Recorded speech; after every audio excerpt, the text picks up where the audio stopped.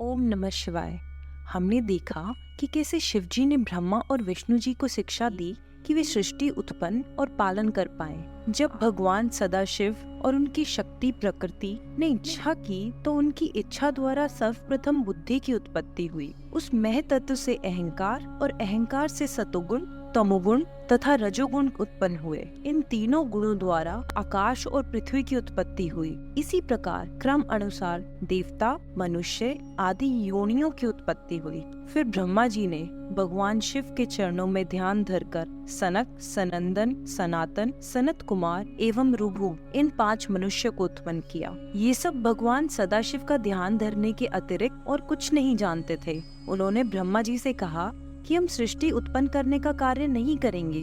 तब ब्रह्मा जी को बहुत क्रोध आया, पर विष्णु जी के समझाने से वे शांत हो गए और बहुत समय तक तपस्या करते रहे। परंतु जब उस तपस्या का कोई फल नहीं निकला तो उन्हें अपने मन में बहुत आश्चर्य हुआ। उस समय भगवान शिव की माया से वे ऐसे भयभीत हुए कि उनके नेत्रों से आंसू की बूंदें टपकने लगी। उस समय भगवान शिव ने दयालु होकर उन्हें सद्बुद्धि प्रदान की और उनके हृदय में इच्छा उत्पन्न हुई कि भगवान शिव ही यदि मेरे पुत्र उत्पन्न होकर जन्म ले तो संपूर्ण कार्य स्वयं ही सिद्ध हो जाएंगे। इस बात को मन में रखकर वे फिर बहुत समय तक योग समाधि में लीन हो गए। उनकी इस तपस्या से भगवान शिव अत्यंत प्रसन्न हुए और सृष्टि की वृद्धि करने के लिए ब्रह्मा जी के भौं के निचले भाग से अवतार ग्रहण किया।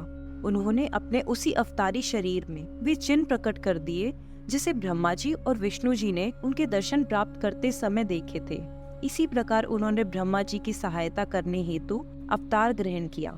भगवान शिव इस रूप में प्रकट होकर ब्रह्मा जी से बोले, हे ब्रह्मा, यदि आप हमें आज्ञा दे तो हम वेदानुकूल कार्य करें।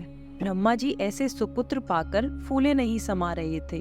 ब्रह्मा जी ने कहा, जब तुम जैसे मेरे पुत्र उत्पन्न हुए हैं तो मेरे संपूर्ण मनोरथ निश्चय ही पूर्ण हो जाएंगे। मैं वेद के अनुसार तुम्हारे जो 11 नाम हैं मैं उन्हें बताता हूँ। मन्युमनु, महर्निश, महान, कृतुध्वज, उग्रेरता, भव, काल, वामदेव तथा धृतिव्रत। और तुम्हारी 11 रुद्राणियों के नाम इस प्रकार होंगे: धी, वृति, उष्णा, उमा, निर्यत्सर, इला, अंबिका, इरावती, सुधा, दीक्षा तथा रुद्राणी। इसके अतिरिक्त रुद्र, महेश्वर, हर तथा जगदीश आदि तुम्हारे अनेक नाम और भी होंगे। पृथ्वी, जल, आकाश, अग्नि और वायु ये 5 तत्व तथा सूर्य, चंद्रमा, जीव और हृदय ये योग स्थान तुम्हारे निवास स्थान होंगे। तुम अपनी पत्नियों को यहीं अपने साथ रखो और संतान की उत्पत्ति करो जिससे सृष्टि की उत्पत्ति हो।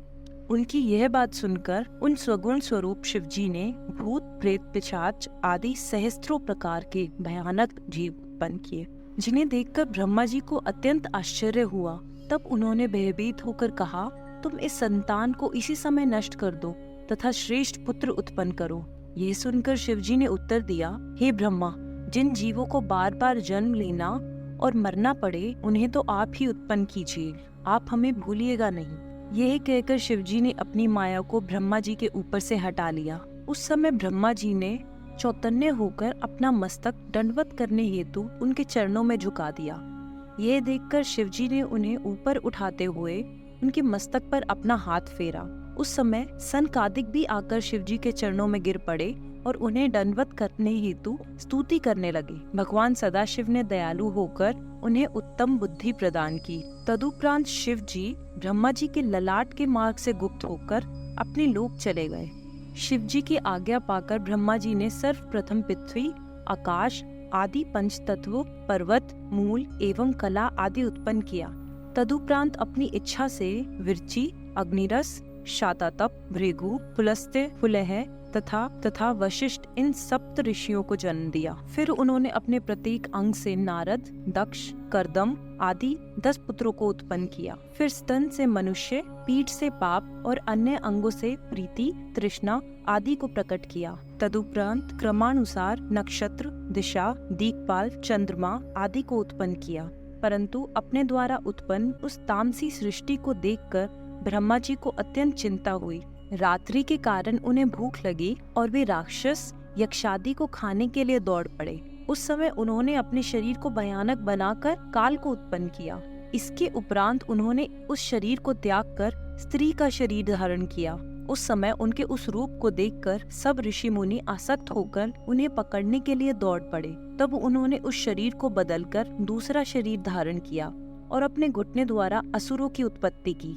ऋषि मुनि उस समय उन्हें नहीं पहचान सके और काम के वशीभूत निर्लज बनकर उनके पास दौड़े चले आए। उनके भय से भयभीत हो ब्रह्मा जी ने भगवान शिव जी से प्रार्थना की और कहा कि हे प्रभु, आप इन दुष्टों को शीघ्र ही नष्ट कर डालें। उनकी प्रार्थना सुनकर शिव जी ने अप्रकट रूप से आज्ञा दी कि तुम अपने इस शरीर को बदल डालो। जिस समय उन्होंने अपने शरीर को बदला वो समय सायंकाल कहलाया।